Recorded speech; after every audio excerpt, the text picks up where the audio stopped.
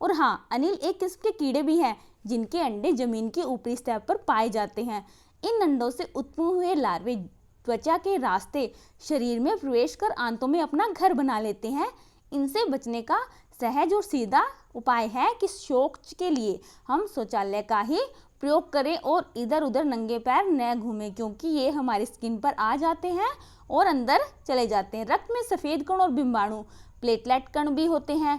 शरीर में उनका क्या काम है? दीदी बोली, सफ़ेद कण वास्तव में हमारे शरीर के वीर सिपाही हैं। जब रोगाणु शरीर पर धावा बोलने की कोशिश करते हैं तो सफ़ेद कणों से डटकर मुकाबला करते हैं और जहाँ तक संभव हो जाता है रोगाणुओं को भीतर घर नहीं करने देते। अब इसमें ये बताया गया है कि जो ये कण होते हैं सफ़ेद कण, ये हमारे शरीर के वीर सिपाही होते हैं। जिस तरह एक सिपाही देश की रक्षा करता है, वह हमारे शरीर की रक्षा करते हैं। और जो रोगाणु रोग बढ़ाने वाले जो कण होते हैं, अणु होते हैं, वो हमारे जब शरीर में प्रवेश करने की कोशिश करते हैं तो उन पर हमला बोलते हैं, उनको भगाने की एक तरह से कोशिश करते हैं, उनका डटकर मुकाबला करते हैं और ये रोगाणुओं को अपने भीतर शरीर के भीतर नहीं आने देते। इसलिए कहा गया है कि रोगों से डटकर मुकाबला करना है तो हमें पौष्टिक आहार लेना काफ़ी ज़्यादा आवश्यक है, जब भी हमारा शरीर स्वस्थ रह पाएगा।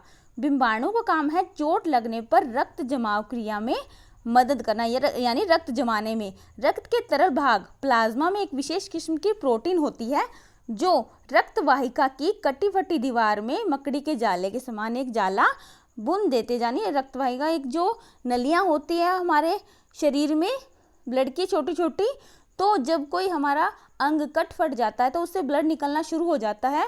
तो इसमें बोला गया है कि जो प्लाज्मा होता है इसमें विशेष किस्म की जो एक प्रोटीन होती है, जब जैसे हमारे चोट लगने पर खून निकलता है तो वह रक्त वाहिका जो हमारी नसें होती है ब्लड वाली, उसको कटे भाग पर जाला बुनना शुरू कर देती है। मकड़ी के जाले के समान जैसे एक जाला बन जाता है वैसे वो कर देती है।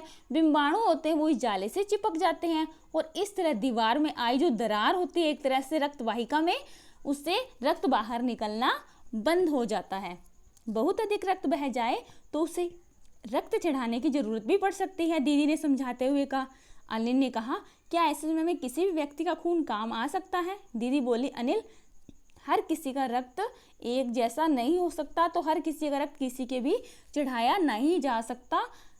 कुछ विशेष गुणों के आधार पर रक्त को 4 मुख्य वर्गों में बांट दिया गया है। जरूरतमंद व्यक्ति के रक्त समूह की जांच करने के बाद उसी रक्त समूह का रक्त चढ़ाया जाता है। यानी जो ब्लड ग्रुप होते हैं हमारे, इसको 4 वर्गों में बांटा गया है और जिसका जो भी ब्लड ग्रुप होता है उसी का साथ दूसरे का मैच होता है। अगर किसी को ज़रूरत है, जैसे किसी का बी पॉजिटिव है तो उसको अगर खून की कमी है तो बी पॉजिटिव वाले ब्लड ग्रुप को ही वह चढ़ा सकता है। इनकी यही बात आवश्यक होती है।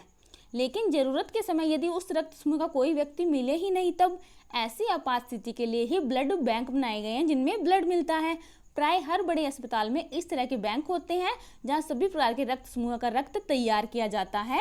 इनमें रक्त का भंडार सुरक्षित रहे, इसके लिए आवश्यक है कि हम भी समय समय पर रक्तदान करते रहे। यानी जो जगह जगह हम देखते हैं कि ब्लड डोनेट के शिविर लगाए जाते हैं, जहाँ पे जिसको भी इच्छा होती है वह अपना ब्लड डोनेट कर सकता है। तो ये इसीलिए होते हैं ताकि हॉस्पिटल में एक जो ब्लड बैंक होता है उसके अंदर ब्लड सुरक्षित रहे, ताकि किसी जो इमरजेंसी आए, कोई भी किसी का अचानक से एक्सीडेंट हो गया, तब इनको जगह जगह भागना ना पड़े या फिर समय पर उसको ब्लड मिल सके ताकि उसकी जान बचाई जा सके। इसीलिए बड़े होकर जहाँ तक आप पॉसिबल हो, बिल्कुल स्वस्थ हो, तो मेरी सलाह होगी पर्सनली आपको कि आप ब्लड डोनेट ज़रूर करना। यह काफ़ी ज़्यादा ज़रूरी होता है, इससे किसी की जान भी बचाई जा सकती है। इसमें यही बताया गया चैप्टर के माध्यम से कि ब्लड डोनेट करना कितना जरूरी है। 18 वर्ष से अधिक उम्र के स्वस्थ व्यक्ति ही रक्तदान कर सकते हैं। एक समय में उनसे लगभग 300 मिलीलीटर रक्त ही लिया जाता है। फिर तो बड़ा होने पर मैं नियमित रूप से रक्तदान किया करूँगा। अनिल ने यह बात कही कि मैं बड़ा हो जाऊँगा तो मैं अपना रक्तदान जरूर करूँगा, ब्लड डोनेट जरूर करूँगा।